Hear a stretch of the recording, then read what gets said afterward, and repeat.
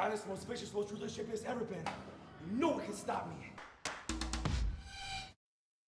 What's up guys and welcome. You are watching Fazi Fitness. So let's start this video with Terrence Rofin. Specifically with this response right here. Gunning for that first place finish at this year's Mr. Olympia in Classic. And anything less than that will be considered a loss for Terrence Rofin, since he has already placed second twice in his pro career, and that was behind Chris Bumstead. So it's gonna be a very big jump if Terrence is able to win this year's Olympia title, since he was 5th the last time he did the Olympia, and that was back in 2023. But then again, the physique that is rocking right now, that beats his old physique by a mile. And now with Urs no longer competing in the Classic Physique Olympia this year, and we know Urs was bound to be up there fighting for the Olympia title this year, so Terrence is gonna be 100% in the mix. Now, I do not think Breon is gonna be able to beat him, especially now this new version of him. So that only leaves Ramondino and Mike Sommerfeld. Yes, I know Logan Franklin can also be one big name in there, but the fact is, Logan first has to prove himself at the Olympia stage by placing at the very least in the first call out. And all these other guys like Josema Beast, Nal Darwin, Justin Badurina, they are also in that same boat.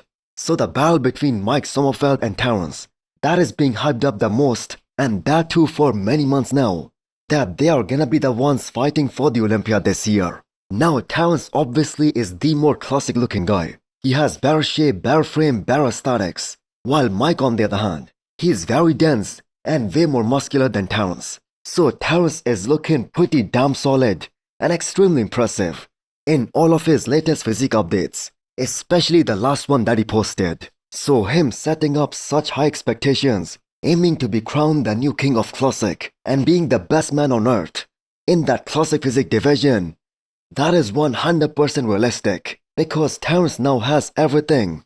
The size, the shape, the flow, and that unbelievable posing too. And that is that one area where almost nobody can match him, or very few guys can match him. And there are so many people out there who believe that if there is someone out there who can push Mike this year, that has got to be Terrence. But let me know what you guys think. Before you scroll or blink too hard, have you subscribed yet? Please don't make me bring out the emotional blackmail. Hit that subscribe button and turn on the bell icon. It's free, it's painless, and that makes me look way cooler than I actually am. Baddest, most vicious, most ruthless champion has ever been. No one can stop me. Best ever. Not. Yeah! So you have to feel bad for all the people who have been making fun of Derek Lunsford for saying that he's gonna win the Olympia title this year. Well, what else are you expecting from this guy? An elite level bodybuilder who has been an Olympia champion, who is the reigning Arnold champion, who just beat the reigning Olympia champion. What are you expecting him to say? That he's gonna lose? You want him to say that he's gonna be 3rd, he's gonna be 4th, after putting all this hard work in? Of course he's gonna hype himself up during the workouts and even afterwards, like all the other top athletes. That is the mindset they are supposed to have. Of course he's going to be extremely confident, especially in himself, going into this show. And I do not really think that he's trying to create any hype when he said this here in his recent YouTube video, that the changes that he has been seeing in his physique, especially after this year's Pittsburgh Pro, they have been extremely impressive. Normally, I'm always really hard on myself, but what I've been seeing in the updates lately, I'm seeing some improvements, man, and I'm liking it. And that's all I'll say, because at the end of the day, we have 8 weeks to improve, 8 weeks to bring my best physique to the stage, and ultimately 8 weeks to make history again. And this is the point during the prep for Derek, where his quads are looking absolutely massive, and they have got all that detail, all that separation in them too. So the real challenge for Derek once again, that is gonna be to bring out all that detail, come in absolutely ripped and peeled to the bone, but at the same time, hold on to all that muscle, all that mass, and all that volume, especially on his legs. And that is gonna be the key factor here. And that is gonna determine his chances of winning the Olympia this year. So the bigger his quads appear on the stage, the more pronounced his V-tape or his X-frame is gonna be, and more muscular and more wide he's gonna appear. And if he's successful in doing that, the eyes are gonna be drawn towards him. Now when it comes to shot for shot, in regards to Derek, then he knows he cannot win some poses like the abs and thigh and the most muscular. He has to win those back shots, his side shots, and that too by some margin. And he looked pretty damn amazing at this year's Arnold Ohio against Samson Dauda, especially with the detail and the dryness that he showcased on the side of his legs. Arguably one of the most conditioned Derek that we have ever seen so far. So that is where Derek is really strong. Most importantly, he has to replicate that Arnold Ohio look here, or maybe come in even better than that. So this is Behrouz Tabani, the Iranian phenomena, probably the most unfortunate case in all of bodybuilding history to have missed a chance to compete against the best of the best in the world for 3 years in a row because of his nationality. And here we are once again, getting very close to this year's Olympia with his visa status still unknown. So it has been some weeks since his coach Milos Sarcev, he did that episode with Jay Cutler on the Cutler cast, and he told everyone that they have been doing the background checks on him and they will have an answer very soon. So with the way Behrouz Tabani has been looking, if he gets to the US, his attendance will add so much more excitement and so much more anticipation to this year's Olympia first call out.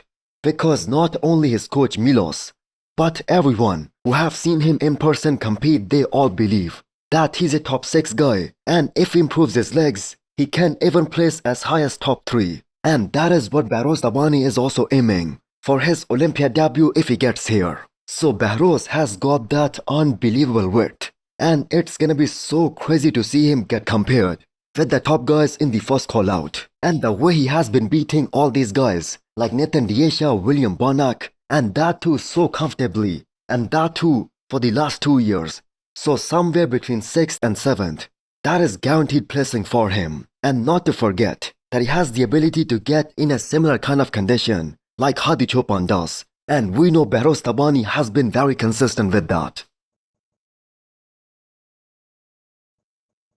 So one of the most exciting classic physique battle that is happening this weekend between Laszlo Kirali and Fabian Meyer. And when all of these pros use this term of feeling flat as a pancake right before the show, well, this recent physique update from Laszlo Kirali, that is the perfect definition of that. That truly depicts what flat really means. So just hours away from the weigh-ins and looking shredded to the bone. So what a crazy X-frame Laszlo has. And to think this was a guy who was continuously getting criticized for not having big enough quads just a few years back, to where his physique stands today, I have to say job very well done by him and his coach Patrick Tuor. So hopefully there will be enough time from the weigh-ins to the prejudging so that both of them, him and Fabian Meyer, they can properly fill out, as both of them are very tall guy and both of them have a hard time making the weight cutoff.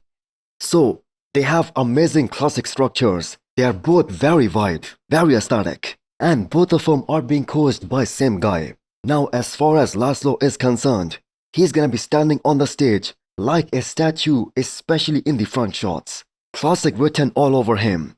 So it is all gonna come down to how his back shots look, as that was the weakest link in his physique when he did Texas Pro last year. So let me know what you guys think. Who did you guys have winning here?